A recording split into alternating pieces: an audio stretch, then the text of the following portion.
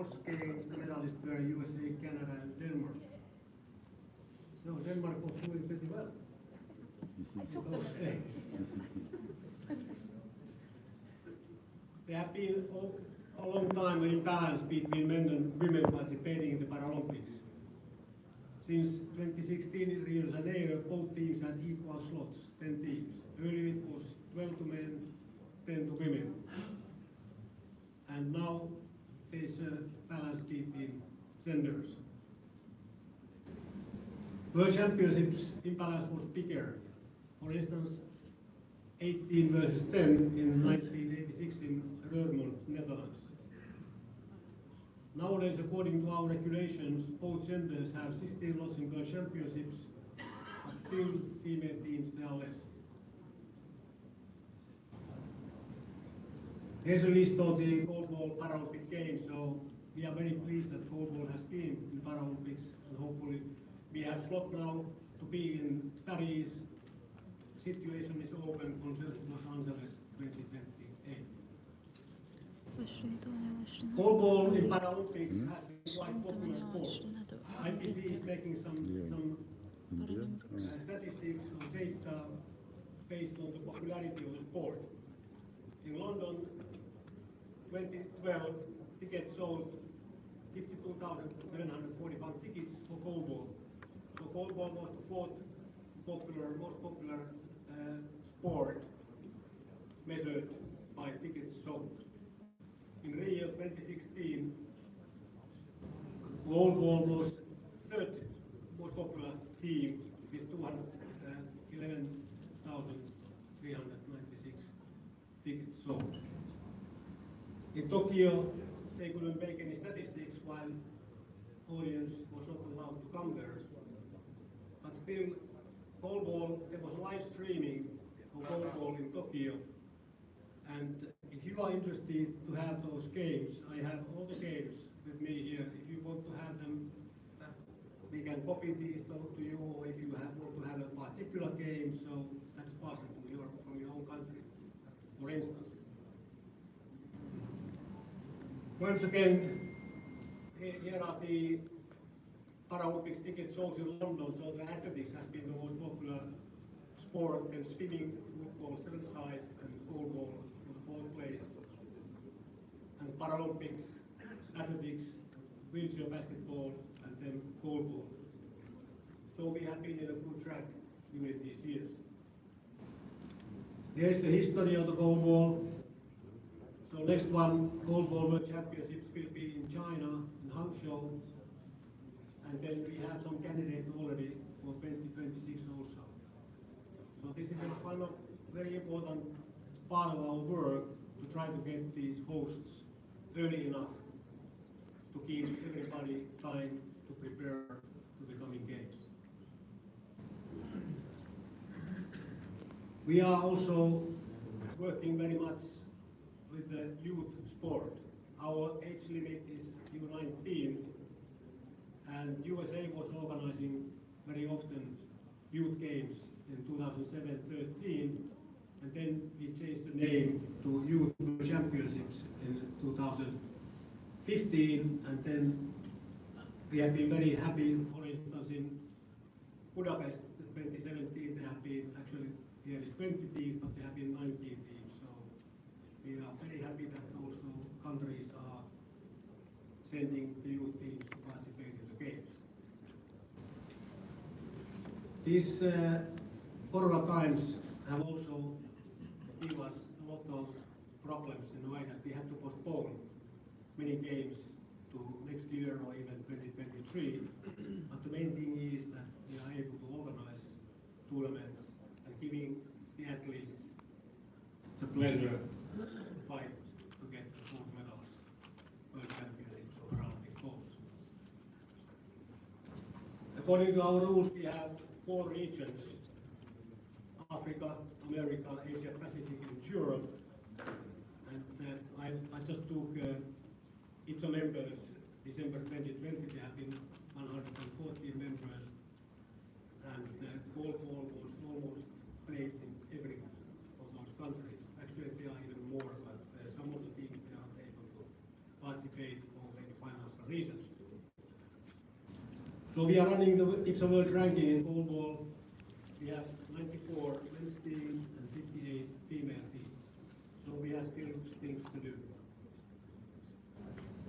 The lower part of this slide is telling that how many teams are participating,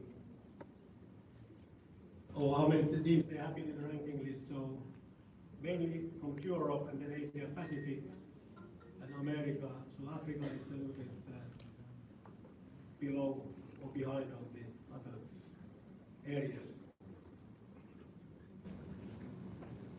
This is telling that we had the 4 regions and how many teams have been participating in 2018 to 20. So Africa, there has been 3 teams, female teams only, 5 men's teams, and when you go down to the Europe where we have A, B and C groups, there are 36 and 16 teams. So goalball is very popular in Europe, but luckily you can see also it's growing also in Asia and huge potential in the South and Central America. That needs only hard work. Other than IPSA-sanctioned tournaments, we are also very good partner for many para-organizations like American Para Games, and now also in the Asia.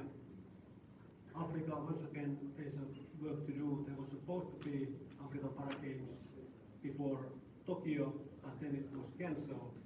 And now, hopefully, 2023, there will be first time Para Games also in Africa.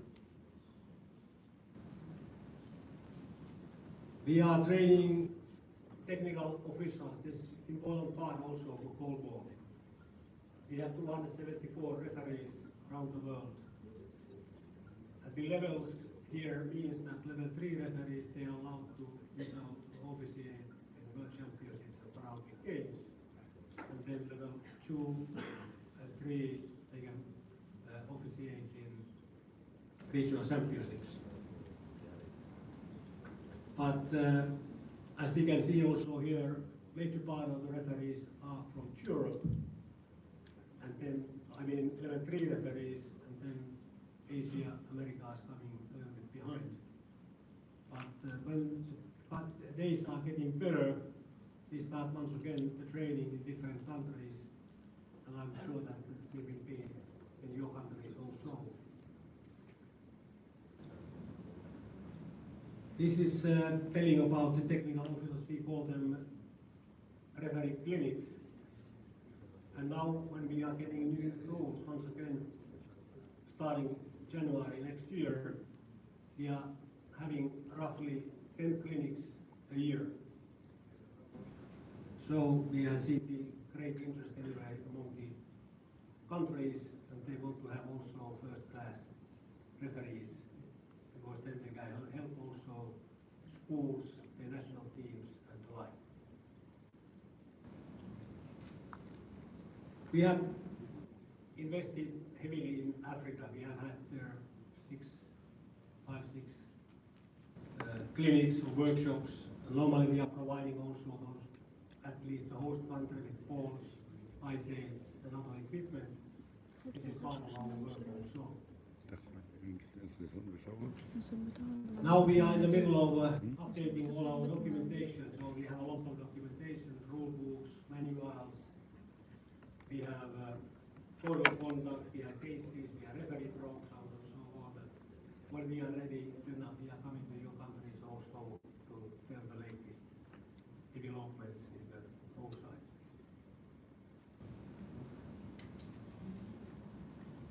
So anti-doping, so we are working very closely with IPSA, of course, with Sally and his team, Hank. And all IPSA-sanctioned events, there must be a doping control, some 10% of the athletes. Classification, I think there will be some lectures also on the classification here today, related to judo or some other sports, not the goalball this time. But I know that there are discussions also concerning goalball classification. So, as I mentioned, a big part of our job is to keep up the competition competition systems. Here are listing all kind of tournaments we are going to have. We had already this year in Finland European P. We were supposed to have also this year Youth World Championships, but we had to postpone those by a couple of years. And we will have European A and European C this year, so things are going forward. We are very happy that we can always find a host to run this. Interesting times are coming then later on. There will be IPSA World Games, important event 2023 in Birmingham, as mentioned in some of the interviews. And youth championships, we are working on this for youth. And something that we have not managed pretty well is the youth regional championships. Finland is the only one today and who has organized that in the past. There was a couple of years ago in Finland, European Para Committee organizing U19 World Championships, and next summer there will be another U19 games in Finland. But we had to call the regions also to have similar system in Africa, Asia and Americas. This is showing the global way to Paris 2024. So there are slots for 10 women, 10 men teams. France will have the slot as a host country, that is always in Paralympic zone. And then there will be, from the World Championships, Hangzhou 22, 3 medalists will have their slot. And then we have regional championships 2023, each region will have 1 slot also. And then there will be IPSA World Games in Birmingham, and there are still 2 slots available. This is the system that we are running. We want to keep goalball as much as you in the Paralympic program, sport program. Goalball way to Los Angeles, that is not sure at all yet. As IPC President Andrew Persson mentioned also that goalball is a one of a kind, unique sport. But we had to work to get the presentation to Los Angeles. That means that IPC soon, I believe in 1 or 2 months, we sent a questionnaire.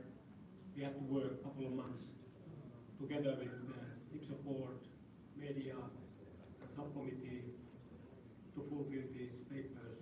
Sometimes there are some surprises what they are asking, but we have to find the answers. We have been so far lucky, and we are believing that goalball will stay in the Paralympic program.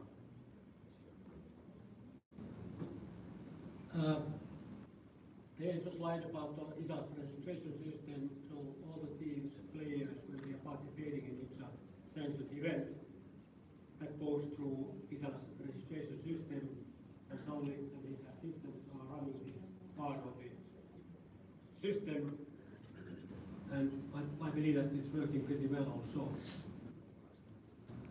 We have a lot of challenges for the future.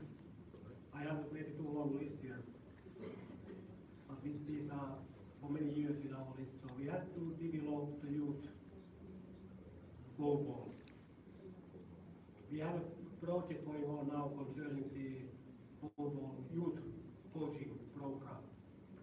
There is some 5-6 persons around the globe who are working on this paper. And on the other hand, we are also working with the Brazilian head coach to make another program maybe more advanced for national coaches, just to raise the level of coaching also.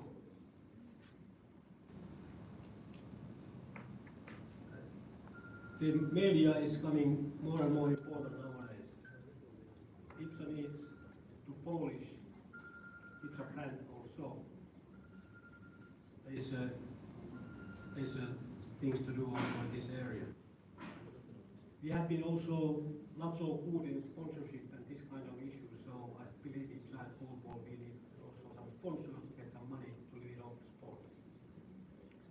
So marketing, broadcasting. Nowadays we are demanding all the LOCs to have live streaming for the these are very popular among the people who love volleyball.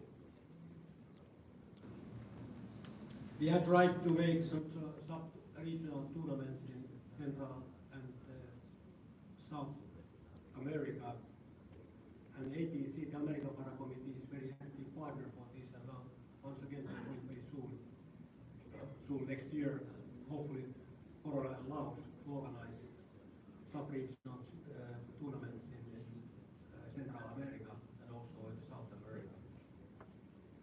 We have to also follow the new technologies, what is happening. We are most probably not able to make any VAR systems to monitor with cameras, but something similar is to come. You don't know maybe the GoPro rules so exactly, but like 10-second timing, that would be also visible to everybody that 10-second timers are not sleeping. We want to digitalize the result services so that scorers are not making handwritings anymore, but they have their laptops there, and we are able to give the results also just a minute or a couple of minutes after the game is at the end.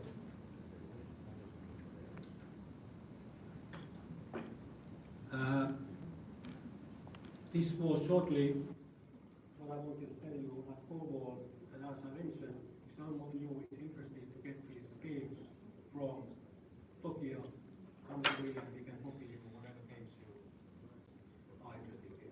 Thank you very much.